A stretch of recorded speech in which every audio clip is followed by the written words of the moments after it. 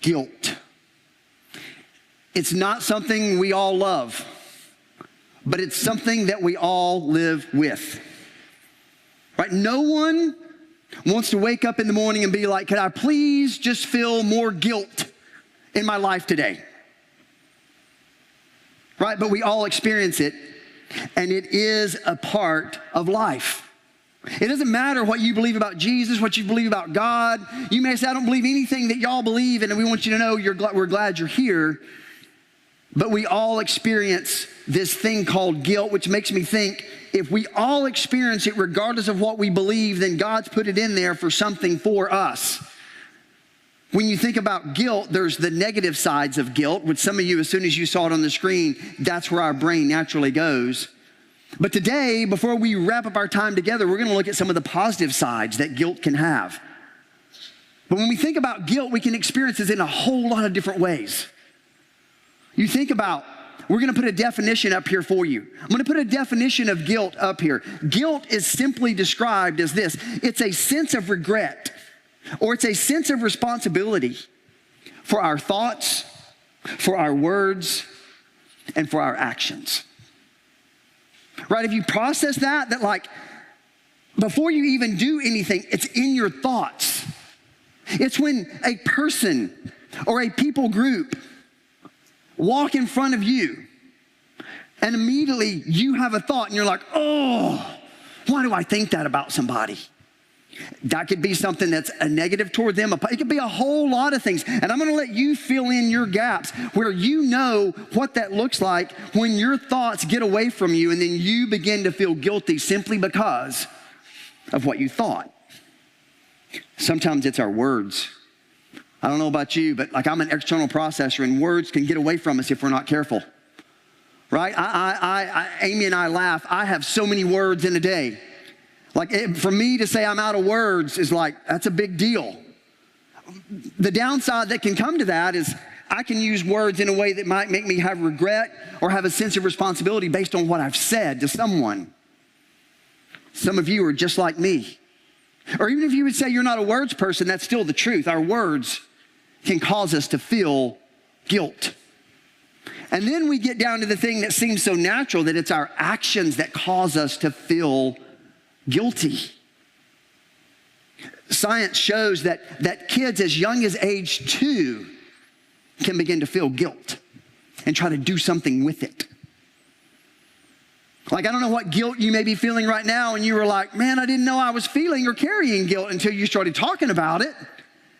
That's my point. When we focus on it a little bit, as we're going to talk about later, we're going to do one or two things. I'm not going to tell you what those one or two things are, but there's one or two things that we're going to do when we focus on it. For me, I remember the first time guilt just owned me. I was about 8 years old. My parents were at home. I needed something way up on the top shelf up there, probably like a cereal bowl or something. Way up on the cabinet, so I opened the bottom cabinet door. I climbed up. I'm standing on the countertop. That didn't cause me guilt. That was just kind of fun. So I'm standing on the countertop. I get that bowl down. I start to get down, and when I put my foot behind me, I thought I was on the actual shelf that I was going to step on to get down. But I was standing on top of that door that I had opened up and now set parallel to the cabinet. When all my little 8-year-old weight landed on that door, it sheared the door off. And now I'm holding a door that I have no idea how to fix. I still don't feel guilt yet. I'm like, I can fix this.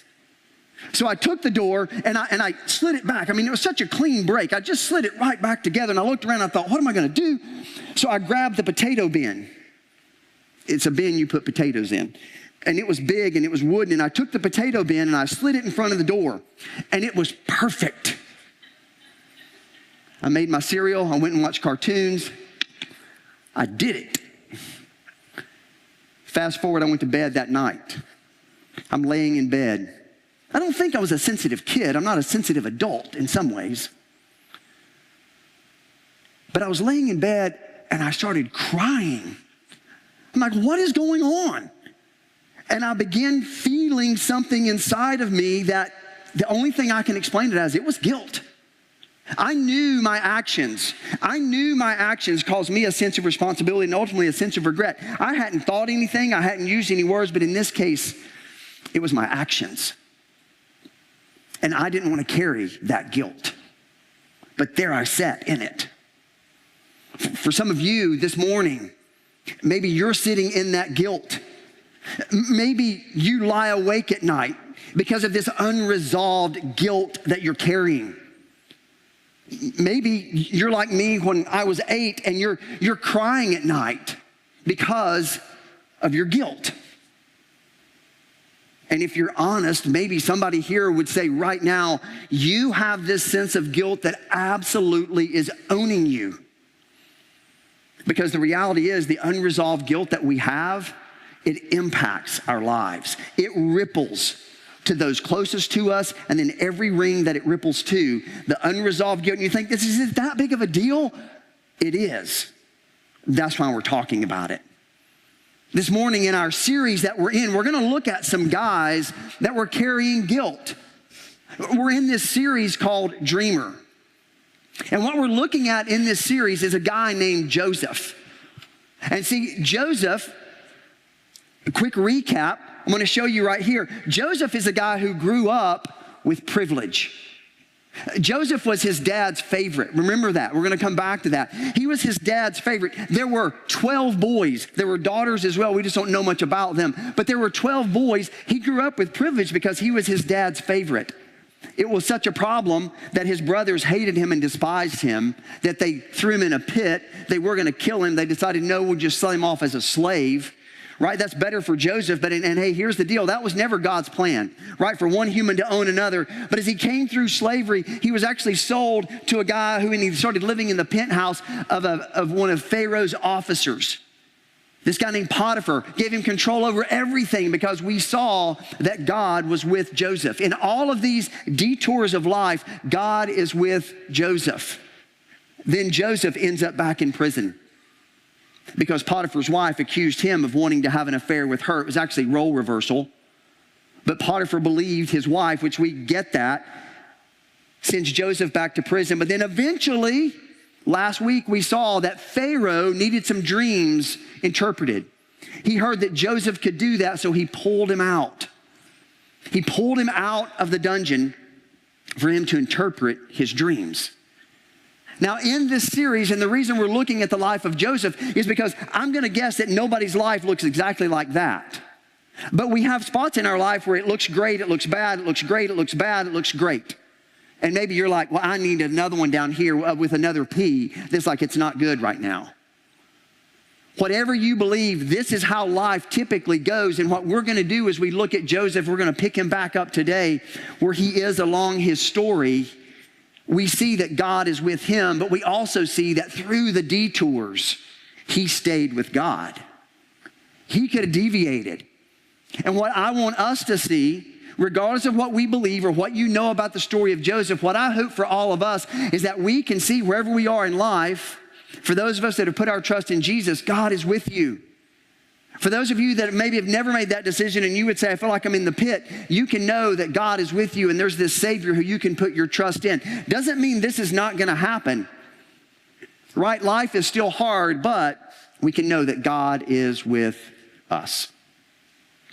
And then we're going to look at how do we apply this. We're going to circle guilt in because it's going to reveal itself in the verses today. So I'm going to recap you real quick. At the end of chapter 41, remember Joseph was in prison. Pharaoh had the dreams. Joseph interpreted the dreams, said we're going to have 7 years of abundance. It's going to be so amazing, so incredible. And then there's going to be 7 years of famine. It's going to be so bad that how amazing and incredible the abundance was, everyone's going to forget it. Joseph told Pharaoh, you need to get someone to oversee everything that's grown and get 20% of it. And Pharaoh said, you're the man. That's where we pick up right now. Is that we get to see in verse 56 what was going on and gives us a picture of what they were seeing. Chapter 41, verse 56 says, when the famine had spread over the whole country, Joseph opened all the storehouses and he sold the grain back to them. Don't miss that. What a business decision.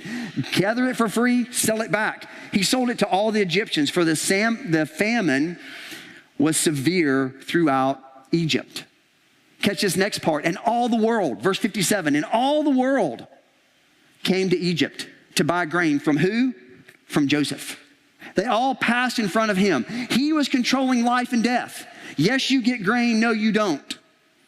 All of it passed in front of Joseph because the famine was severe everywhere. I want to share this quote just real quick. It's a quote that's on my desk. And as I think about what I do and how I do it, and I think it applies to Joseph right here, and I love the fact that there is this God part to it. I think it applies to so many of you, even if you're like, I'm not sure, I believe the God part. But here's what Joseph did, and the quote says this: preparation and diligence during the calm times, right? That was the 7 years of plenty. That's what Joseph did, right? God was with him and he made this decision. And he said, preparation and diligence during calm times, here's what it leads to. It leads to peace and security during difficult times. Like that right there, I look at that. When I think about what I do, I'm thinking, okay, God, as you put me in a role of leadership at this point in my life, am I in the calm times when it's easy to be like, whoo, things are going great, and you rest on our laurels? It's like, are we preparing? Because this is what we want. And the wonderful thing is God was with Joseph. Joseph knew what he was supposed to do, and he prepared not just Egypt, but the world to make it through the difficult times. I think for us as leaders, on any level of leadership, there's a godly principle in this, that we are to prepare because God is with us. Now we're going to jump into chapter 42. Chapter 42 is a shift. Chapter 42 shifts, and we're going to learn more about Jacob, that's Joseph's father, and his brothers. All right, we're going to roll through a lot of verses right here, and this story it's just a great, if you've not read the whole thing, I encourage you to read it all. So chapter 42, verse 1, we see how Jacob is interacting with his sons based on the famine. When Jacob learned that there was grain in Egypt, he said to his sons, why do you just keep looking at each other? That doesn't sound warm and fuzzy. Like it sounds like he's frustrated. You're not doing something I expect you to do. Verse 2, he said, I've heard that there is grain in Egypt. Go down there and buy some for us so that what? Why do we need to have grain? So that we may live and not die. That's how severe. We think famine, we're like, well, there's just no foods on the aisle, or my food doesn't match in my pantry. That's about as bad as it gets for us in our day and age. They're saying, if you don't go get some of this, we're going to die. It was a 400-mile trip. This wasn't just like an easy jaunt across town. Verse 3, then 10 of Joseph's brothers, that's important, 10 of them, went down to buy grain from Egypt. Verse 4 tells us, but Jacob did not send Benjamin. This was Joseph's brother with the others because he was afraid that harm might come to him. Quick little context. Jacob had 4 ladies, 2 wives, 2 concubines that were the mothers of his 12 sons. Only 2 came from the wife that he loved. He didn't love the others. He just had kids with them. But he loved his wife, Rachel. And Rachel, he had 2 kids with her. One was Joseph, and the other was Benjamin. So you can start to see, as Jacob plays favorites, he still is playing favorites, why he wouldn't send the youngest one, because he loved him more than the others. Right, we jump to verse 6, and we're going to see the interaction now. So that's the setup. Now the brothers have traveled, and they're arriving in Egypt. Verse 6 says, now Joseph was the governor. We knew that of the land, the person who sold grain to all its people. So he's in charge. Remember, he's the number 2 guy. Pharaoh said, Joseph is number 2. He gave him a signet ring, which means he could sign official documents. I mean, he had all the garb, all the robe, the chain, the everything. He was the number 2 man over all of Egypt. And he controlled life and he controlled death. Verse 6 says, when Joseph's brothers arrived, they bowed down. And that's way different from week 1. They sold him into slavery. Now they bow down their face to the ground to him. Verse 7 we see Joseph's response. As soon as Joseph saw his brothers, he recognized them. But he pretended to be a stranger and spoke harshly to them. Think about all the people were coming to Joseph to get grain. There was this, I can't imagine what the line looked like. But he recognized his brothers. It says that he actually didn't speak Hebrew, which they spoke. He spoke through an interpreter. So there was no chance they were going to know that that was him. And this whole thing of like, why would he be harsh to them? We're going to discover why that was in his big strategy and plan. Verse 8 says that although Joseph recognized them, his brothers, they did not recognize him. Then something clicked. Verse 9. Then he remembered his dreams. Right? He remembered that one day they were going to bow down to him. And he said to them, you are spies. This is a huge statement. Could change their life forever. You have come to see where our land is unprotected. Now think about that. If they're spies and he's the number 2 in charge and he has the power, at best he could send them home with no food and they starve to death. He could totally do that. Or he could charge them double. Or he could throw them in prison. Or he could put them to death in the moment. He has that power, and he's accused them of being spies. Right now, their life is not what they thought it was going to be. They were just going to get some grain, long walk, long journey, and here they find themselves. Verse 10 and 11, we get to see how they responded. They're in straight up panic mode. No, my Lord, your servants have come just to buy food. We are the sons of one man. Your servants are honest men, not spies. And you would think, well, that'd be enough. But no, they go on. Verse 13, he says, your servants were 12 brothers. He's getting a lot of history out of them right here. The sons of one man who lives in the land of Canaan. The youngest is now with your father. So now he knows his youngest brother Benjamin, who he knows is his dad's favorite, is still alive. And he also knows that his dad is alive. So he just learned a lot about what's going on back home. And this last part, it would rip me apart. If I were standing there as Joseph and one is no more. That's him. Right? Imagine what you would feel. And they just speak of you, all of your life, all of your history, and they give you 4 words. And one is no more. Joseph has all the power. I think about the emotion. Right? I first think, and I'm reading into this, it would be anger. Right? That this is what you did to me. But there's also sadness. Sadness of what's going on in his family. There's a sense of worry about his dad, about Benjamin, about everything else that's going on around home. But he's got to keep moving forward. This is not the time to resolve all that. Verse 19, we skip ahead a little bit. We get to see Joseph's plan. He says, if you are honest man, as you say, let one of your brothers stay here in prison. I bet they all were standing on the line like nobody was stepping forward. Like, I'm not staying in a prison. Because again, remember, they don't know who Joseph is. This is just the number 2 guy being harsh to them. Stay here in prison while the rest of you go and take grain back to your starving households. Look at the show of compassion right there. Right? He knew they were starving. Right? He could have done whatever he wanted to do to them. But he says, I'm going to choose to keep one. The rest of you are going to head back, and I'm going to make sure that nobody starves. But then we get to see in verse 20 why he was so harsh. Verse 20, he says, but this is what you got to do. Leave one, y'all head back, but you must bring your youngest brother to me. Now remember, Jacob, dad, had already said, Benjamin's not going. Like, it ain't happening. But he's saying, if you want your other one back and you want more grain, you got to bring him so that your words may be verified and that you may not die. See, Joseph, he has the power over life and death. In this moment, it's big. Think about what the brothers are feeling. Think about what the brothers are processing in that moment. And we're going to see in verse 21 that what we see there is the guilt for what they've done, The unresolved guilt that's over 2 decades, because Joseph at this point is 37 years old. They sold him 20 years ago.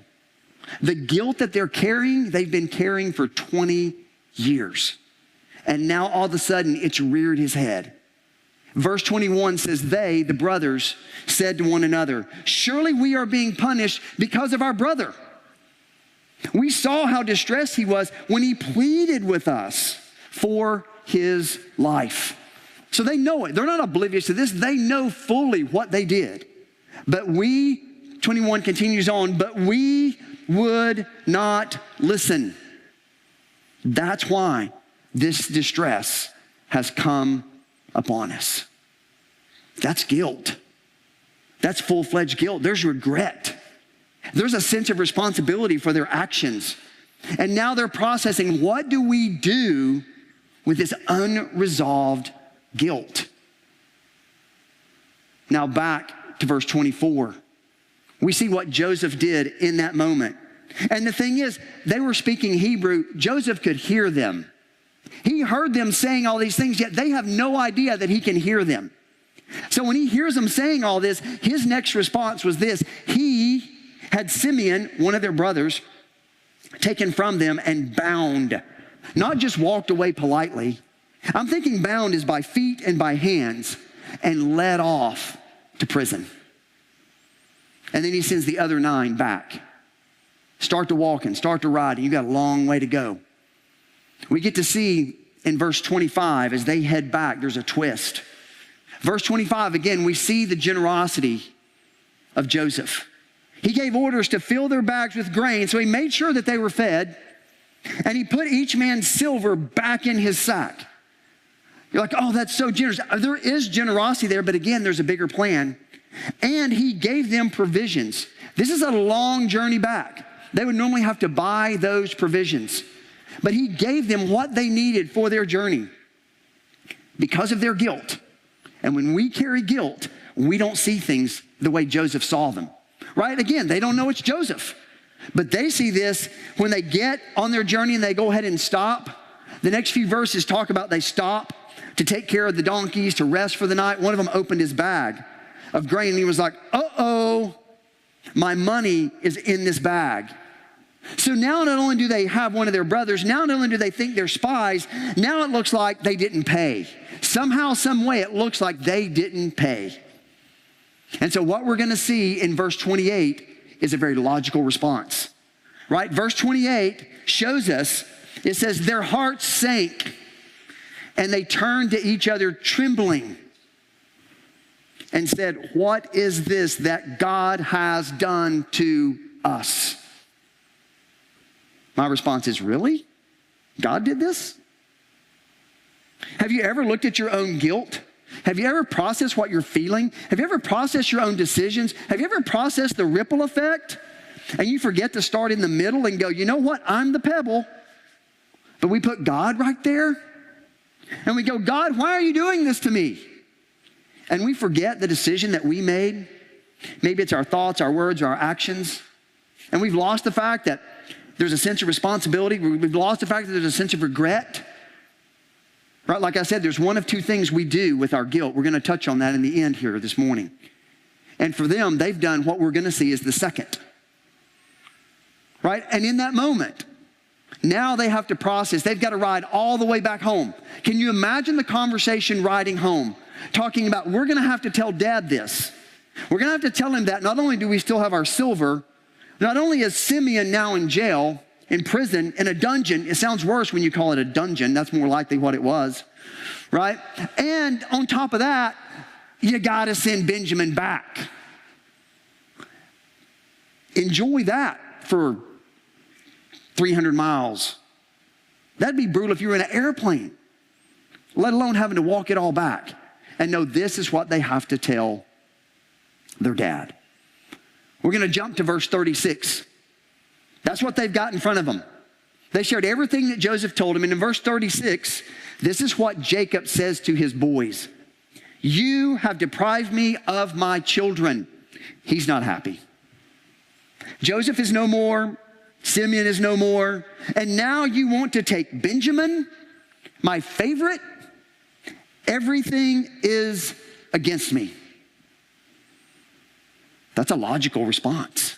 That's a logical observation. He's not getting the benefit that we have to read all of Genesis to know how the story ends. He doesn't know that that's Joseph and that Joseph has this bigger plan. All he knows is this right here, and he's not happy.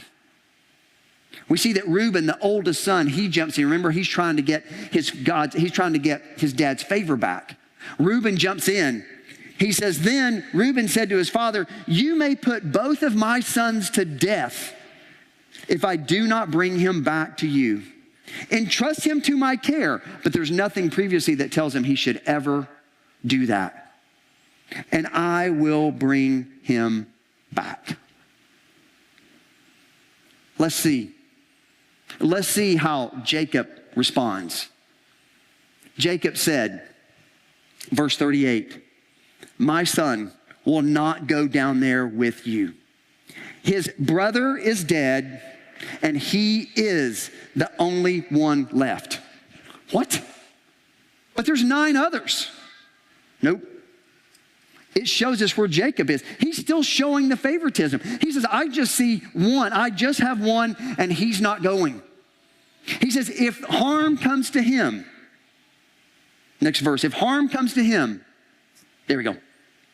On the journey, you will bring my gray head down. You will bring my gray head down to the grave in sorrow. We get to see what he feels. We get to see what Jacob feels. And in that moment, when you look at the brothers, those 9 standing there, there's so many emotions going on, but there's incredible guilt. The guilt that they know the pain they are causing their father. For their thoughts, what they thought about Joseph, their words, what they said about Joseph, and their actions, what they did to Joseph. And now they're watching the sorrow that their dad is having. And the guilt builds. 2 decades of guilt builds. A question that we all have to ask ourselves is how long? How long can we carry guilt? How long have you been carrying guilt? Because here's the deal. We can only carry guilt for so long. And as I alluded to earlier, guilt, unresolved guilt. And when I say unresolved guilt, it could be from something you thought, said, or did yesterday, right? It's still unresolved. Or it could be something from 2 decades ago. That guilt leads to one of 2 places. This is the choice that's true for all of us. The first place that guilt leads us, when we carry it, is that we will either bring our behaviors back in line with our beliefs. That's one. You will decide that I'm going to resolve this guilt. And I think that for those who follow Jesus, you're like, okay, what am I supposed to do as a Christ follower? How am I supposed to live my life? How am I supposed to resolve this based on the fact that I'm trying to live my life and be more like Jesus? We have a belief structure, but at times we forget it. So when we think about that unresolved guilt we have, our first option is that we will bring our behavior back in line with what we believe. And when I decide to do this, then we will take action steps. Or if you're like, nah, I don't like that. The second thing is, we will change our beliefs to justify our behavior. Have you ever done that? You ever changed your belief? That's bad. Wait a minute, I kind of like that. That's not bad. And you change. You change what you truly believe to justify the behavior that's inside of us. And when we opt not to bring our behavior back in line with our beliefs. And when we change our beliefs to justify our behavior, the ripple effect is huge. And our life, all of a sudden, it doesn't typically do this and we go that way, but it just slowly does this. And then the next time it slowly does this. And you know what happens when you're trying to draw two parallel lines? When it's a tick off, eventually you don't really see it. But man, over time, you end up going, how did I get here? Is anybody at that place? Anybody carrying that guilt? And maybe you're just one tick off, or maybe you're way off. The beautiful thing is, when God created us, He created a solution. And we're not left there. You're not stuck there. I love that about Him. We're going to look at a verse in the New Testament. We're going to fast forward thousands of years, right? Old Testament, all God. New Testament, Jesus arrives. Now we're going to bump past Jesus is already gone back to heaven, and now we've got one of His followers, Paul. This is what he wrote in the book of Ephesians. He wrote it to a group of Christ followers at a place called Ephesus. This is Ephesians chapter 4, verse 32. He says, be kind and compassionate to one another. That's great right there. Even if you don't believe in Jesus, you want this. You want people around you to be kind and compassionate. But then he gives us the solution. He says, forgiving each other, just as Christ God forgave you. See, the reason that we forgive, the solution to our unresolved guilt is forgiveness. And the reason that we forgive is because God modeled it and sent His Son Jesus to forgive each and every one of us. When we think about our unresolved guilt, what it requires us to do is to forgive, to seek forgiveness from those we have hurt. It begins with us. Guilt is an internal, self-conscious feeling and emotion based on our own actions. So in order to resolve it, it has to start with us. And so what we have to do is seek to find and ask for forgiveness. I love it when you look at what does science say when it comes to guilt, being psychology, and what does God say when it comes to guilt. And I love it when you see how they line up. It's like amazing, isn't it? Like God said, hey, I've created all this. I'm going to create these really smart people, and they're going to magically just look at it the same way that He does. And just as He modeled forgiveness for us, when it comes to guilt, even if you're like, I don't believe the God part, if you have a counselor, they're going to tell you it begins with forgiveness. So here's how I want to wrap us up this morning.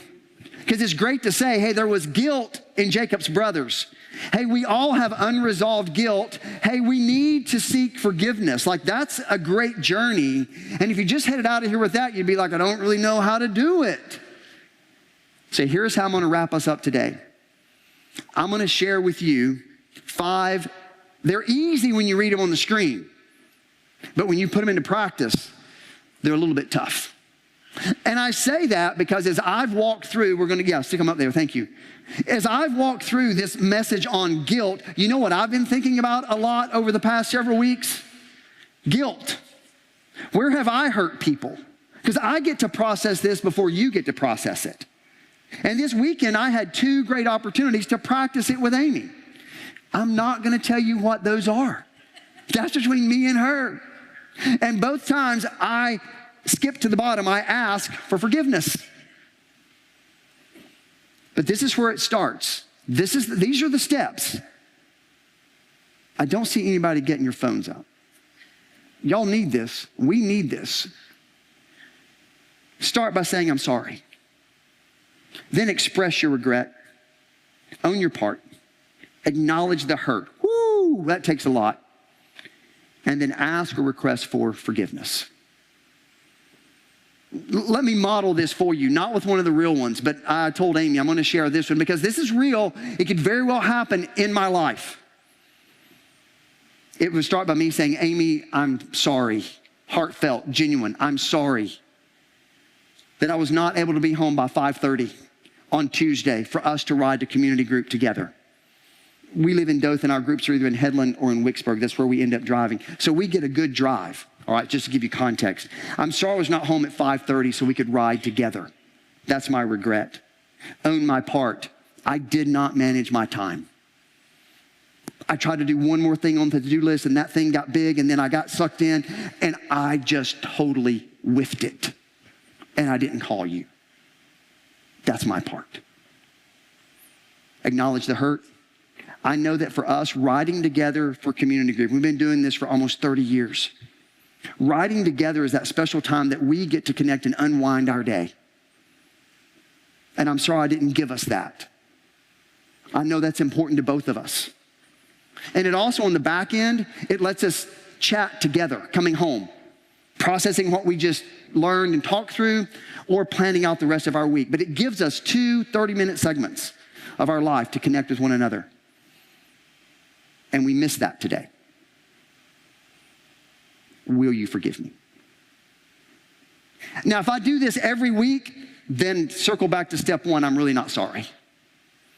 And whomever you're sharing this with will see through it 100% of the time. But here's the deal, and I'm going to wrap up with this. The positive side to guilt, the positive side to the unresolved guilt that you're feeling, is that when you resolve it through forgiveness, is that it rebuilds, restores relationships that have been damaged because of our thoughts, words, and actions. It's amazing. God put it in us. We see the negative, but imagine the weight that you feel because of the guilt that you carry. Right? I felt the weight as an 8-year-old little boy.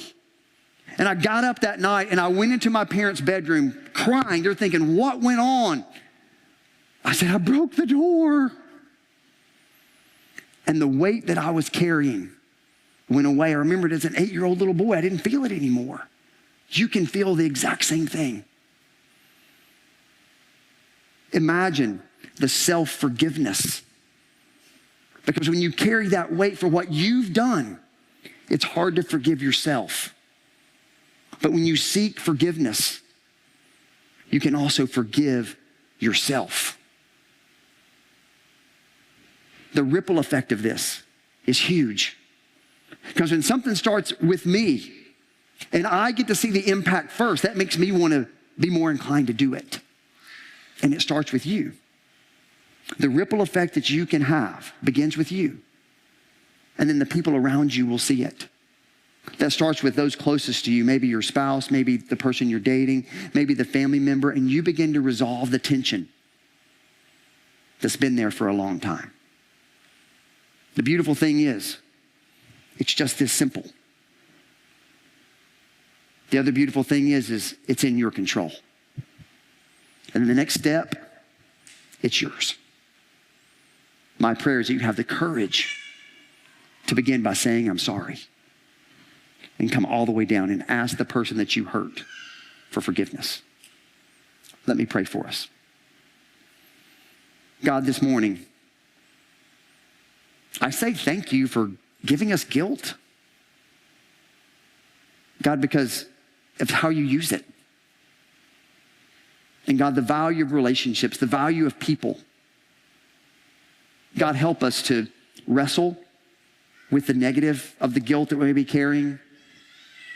God, help us the next time that we know our words and we just slipped up and said something we really didn't mean. Our actions really weren't what we wanted to do, but boy, we know it hurt somebody. And we feel it, God. Give us the courage, even on the smallest of things, to begin by saying, I'm sorry, and meaning it. God, thank you that you gave us forgiveness. You modeled forgiveness for us. God, it lets us see that you didn't leave us stranded here, even when it comes to managing our guilt. And I pray all of these things in your Son's name. Amen.